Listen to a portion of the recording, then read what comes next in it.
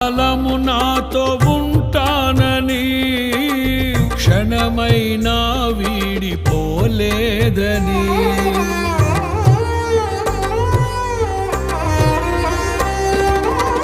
నీలో నన్ను చేర్చుకున్నావని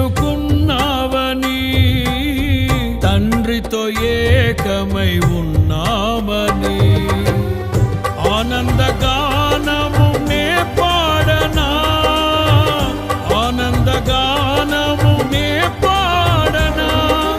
ఏదైనా నాకున్న సంతోషము నీతోనే కలిగున్న అనుబంధమే. ఏదైనా నాకున్న సంతోషము నీతోనే కలిగున్న అనుబంధమే. సృజనాత్మకమైన నీ కృప చాలు.